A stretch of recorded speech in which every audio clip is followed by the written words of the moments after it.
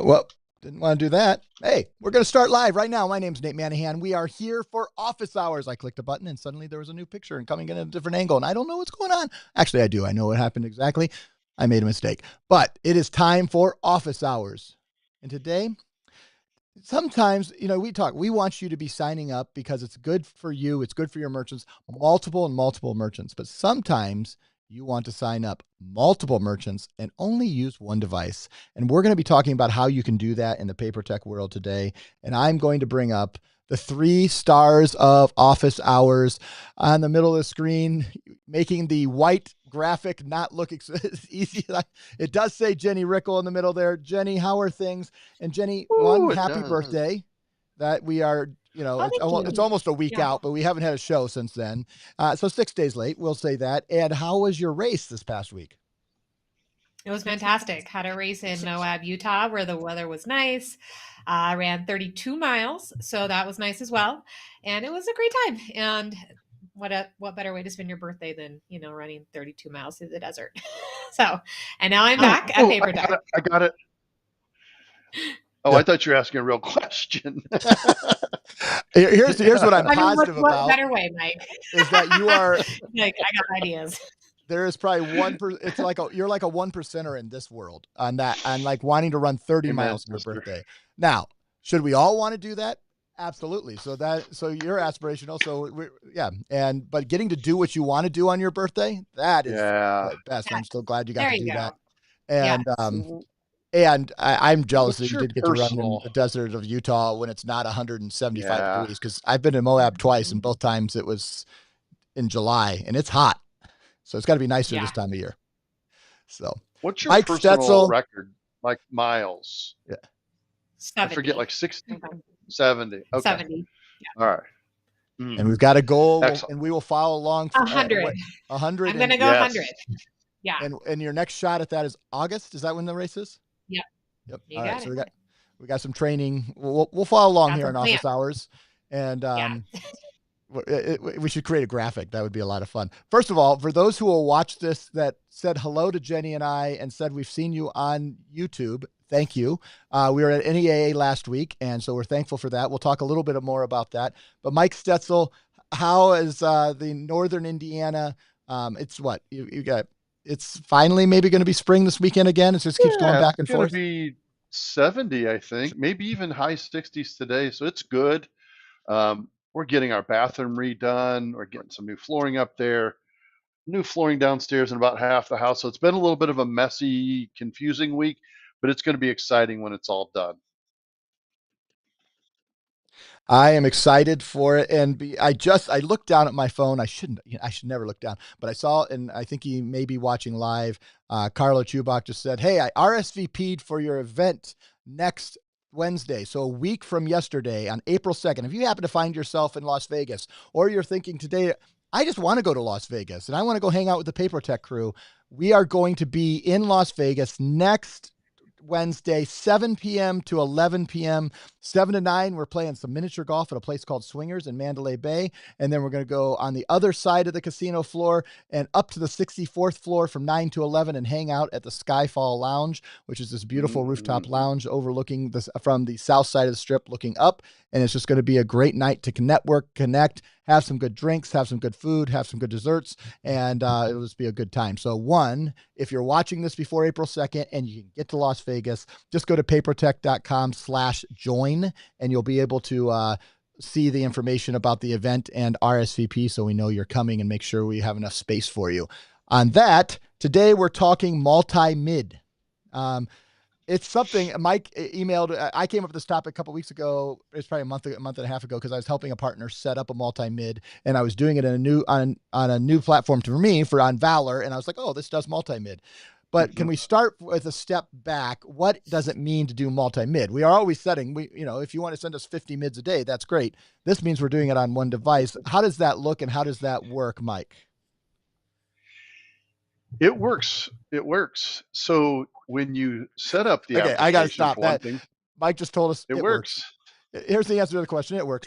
All right, we're done, guys. We're going to finish. No, sorry, Mike. All right, tell us how it works. Ask Billy West how it works. What it means is that you have one, we'll call it a master account, And I always use an example.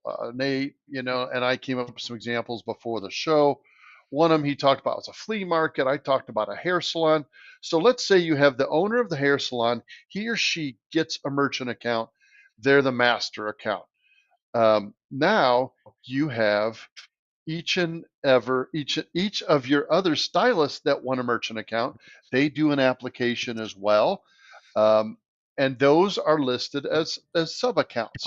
There's a different word for it. I'm not thinking of it at the time, but now basically you go to that terminal and you can toggle between each person's MID, and you're going to get separate billing. You're all going to get separate deposits. But the ease of it that we're getting at is it's all on one terminal. Not everybody doesn't have to have one at their own desk, and everybody pay a separate software fee if it's something like that. It's very simple, one terminal. Yep. Yeah, and that I think a lot of times there's people I've seen a couple times where our partners are setting up in like the same location and setting up multiple terminals where life might be just a little easier to set up one terminal and be able to process from it. Also, if you're in a situation like a lot of times salons, they're not going to all you're probably not going to want to do all free equipment on them because their volumes are all going to be different. You have 10 salon artists, they're all working in one salon, and you're going to have to start thinking about, hey, I can't give them 10 different devices. One, that's not feasible. Two, you're going to be paying out of your pocket. Jenny, what are some of the ways you could think through like making sure like simplifying and being able to use the free placement program for the master mid, but being able to bring in some of the mids? They're only going to process maybe $1,000 or $1,500, but the others are going to Right. process 10. Jenny, how does that work when we're talking about that, and how does that affect our bonuses? Yeah, that's a great question. So bonuses, that's a great question. We issue a bonus for every merchant ID, and then because they're going to be new owners as well, you'll receive a new bonus for those MIDs if you're opting into the bonus and all of those qualifications. So also remember those details. So that's going to be a fantastic way. Multi-merchants really help save a lot of space as well. Like Nate was saying, if you're in a salon or anything like that, you don't want 3 terminals there on the counter. So you're able to have one device. You can toggle between the different merchant account numbers. So whatever stylist, business, whatever is using that terminal, you can go ahead and use that same terminal for all of the businesses there. So it saves room. It's easy. When you submit an application, you just let us know. We really like to highlight the Deja Vu and Valor devices with this functionality. So when you submit the free Valor forms with the reprogram or the free placement, there's a note section on the bottom, and you really can specify this is going to be a sub account under XYZ, right? So let us know what order you like it in, let us know what account it's tied to, and we can program it specifically so that you'll be able to see that as well. And I think probably I want to kind of brainstorm here, but I think there are probably some opportunities you could go after that may be advantageous. So let's say you may have, I was thinking we have a local community center here and they rent out the space and I know they all are Square users. They walk in, you pay when you walk in for using and doing a yoga class, and you pay $55 for the yoga class or whatever. I don't know what it costs, actually. I have no idea. Jenny, you would be the expert on this. But what I was like, I do some yoga at home where no cameras and no people can see me, and it's the video that's on the iPad that's teaching me it. I will probably never do public yoga. Maybe we'll see. But back to that, my idea though is there are community centers where there are several vendors coming in, and if you could instead of set them all up individually, but have one device that's I'm thinking here, the local that's not too far from me, the Jewish Community Center, and they allow people to use their space. You pay the teacher comes in and pays the whatever $25 for a rental or reserves it, but then they could have a device where they could be able to do those card present and card not present payments. Maybe there's some unique ways to maybe put this together. And I'm just totally brainstorming out loud publicly on the live camera. So that's probably not the best thing to do, but does that make sense on how that would work? And are there other situations that we could think of? I think of flea markets, farmers markets. If you have people who come regularly and you could all bundle, and they could have, if they have, they all have one device that like if they all are, I don't know, displaying, that's the word I was going, together in the same area, they could have 1 or 2 devices. You could also have multi-mid and have more than one device, but you just choose who you're doing. So you have 4 devices, but it's serving 10 different vendors, something like that. Are there other situations you guys can brainstorm? I'm totally off on my own here. So who knows if I'm making any sense. Where I see it the most in my day-to-day is a salon, right? Yeah. And I actually had a story where I went to a salon and they were using Square and they had all the stylists using one device, but there was a mix-up, right? So, and it happens with a Mm. multi-merchant account. You really have to make sure that you're on the right account when you're taking transactions. So there was a mix-up that went on for a few days, and with the support that they received, it was handled so much differently than the support that they would have received if they were processing with us. I'll just say that. Um, so we are able to really help differentiate between the accounts, and we're also able to assist if there is a type of mix-up or anything that happens. Call us; we're able to help. So we offer a lot of great support for that. And again, like nail salons, hair salons, a lot of things like that. And what Nate is saying, I see that all the time as well. I do like to teach yoga. And so I've definitely seen it where you rent the space where there's a dance class next and a yoga class before, things like that. It really makes things helpful where a business owner can just go into one merchant account and one machine and they don't have to carry one around or things of like that. So it's really helpful. Yeah, I think there's opportunity here on multi-mid to be, and I see Robert's asking a question, and we'll bring it up since he asked it live. How easy is it to swap between? And that's device specific, and Mike answered that in the chat. But I've seen it specifically in Valor. It's very easy. The Desk 3500 can do it. Technically, Pay Anywhere can do it, but you have to switch between user accounts, so it's a little clunky. I wouldn't only if they really want some feature on Pay Anywhere and you fully set the expectation. And I have not seen it on Deja Vu personally, but I know it does it. So I have to speak. So I'm assuming it does it well. I just don't know, and I don't want to speak from it. But that making sure you set it up right. Is there anything? What I have seen also on some salons, what happens is they go booth rental. They decide to go multi-mid so they can all take one credit card, get the deposits, or one machine running the credit card at the front, get deposits. And then they have one person that we can't get approved or something like that. Have you guys seen that? I've heard those stories a little bit. Like when you get to multi-mid, you have 10 people coming together and only 8 of them can get Yeah. approved because 2 of them have, 420 scores. Any solutions to that? I mean, a lot of it's just, you're going to have a hard time getting approved anywhere. But when you're going multi-mid, you're getting 10 people that are going to need to have a credit score that show that they're living. So, because it's not, yeah. All right. Any Yeah. ideas and thoughts on that, Mike? It's a tough one because oftentimes in the situations I've been around anyway, as Jenny mentioned, they're in salons and this is a brand new business person. This may be a very young person who's just had a brief brush with credit and it wasn't good. Um, you know, uh, there are times when I know that we've had to turn somebody away.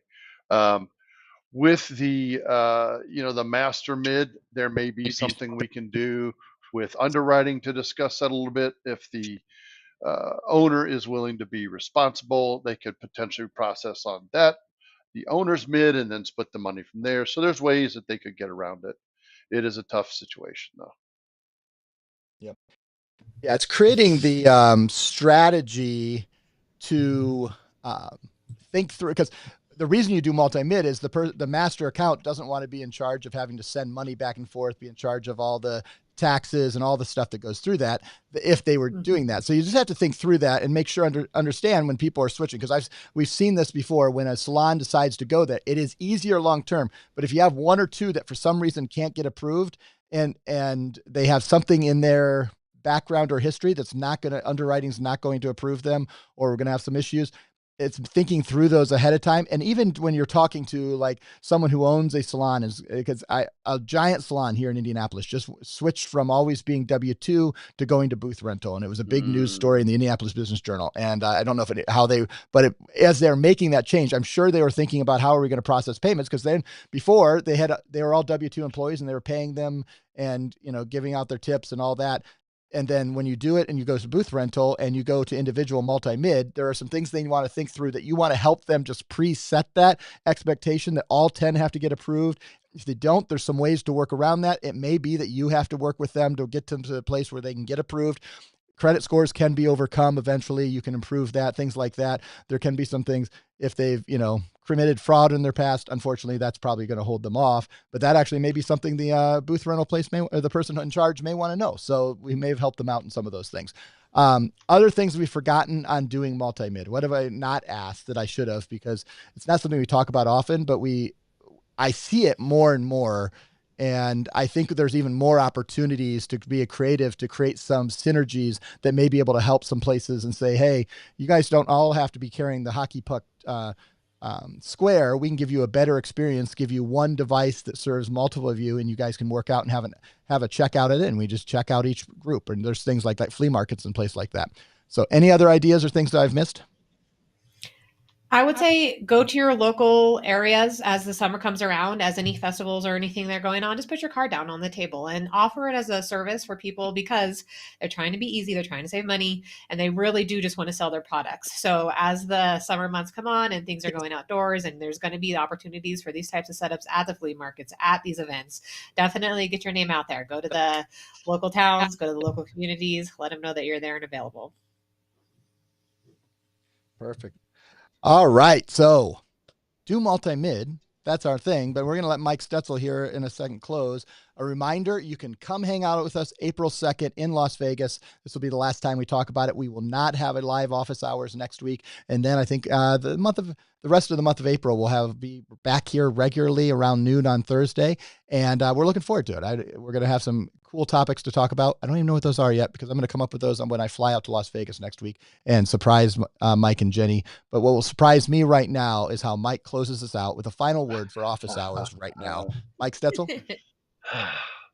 Well, I suspect I'm going to miss one. It's the week. Yeah, not this coming week, but the week after. Yeah. So I'm going to be gone for 2 in a row. Unfortunately, that means multi-mid. We don't talk about it much, and so we rectified that today. It's something to keep your eye out. You know, is it always the easiest thing to do? No, but if it fits the bill, Square's not going to offer them this. They're just not. It's because it doesn't fit logging in and checking certain boxes. It doesn't work that way. So, again, because of that, I just want to remind everybody and thank everybody, all of our partners, for being with us. And that's the reason we're successful is because we do things differently than the biggest people. You may not be able to go sign up with us in the middle of the night and get your Square account approved at that moment, but our underwriting situation, our help, all these different things that's going to make your life easier. Remember that as you're going into these places and getting sent away because it's Square. There's a reason that companies like ours are still in business and a reason that companies like ours are successful. And it's still the partner ISO relationship and the personal treatment you all offer when you're out in the field. Perfect. It's about being real people. And that's the thing that always reminds me that we are not businesses that are selling to businesses. We're people selling to people that all work with businesses. And sometimes we think, hey, we're going to go out and but ultimately when you start realizing that we're people selling to people, life's going to be better. You're going to be better. We're going to continue growing. And we are going to see you in 2 weeks. And here's what I hope as we finish March Madness. I haven't even mentioned the March Madness. We'll be able to celebrate the end of March Madness. It ends here on Monday, March 31st. Get your last $1,000 bonuses. I hope to see some big numbers these last several business days. We only have, 2.5 business days left of March to get those extra $1,000 bonuses. We have till May 10th to continue to show that we can just blow it out and continue to sell. All the EPX accounts are getting that 600 up front, 14x multiplier through May 10th. We got lots going on, plus the April 2nd. We're so thankful for it. On behalf of Jenny Rickel, Mike Stetzel, I'm Nate Manahan, and this has been Office Hours. We'll see you next time. Bye, everybody.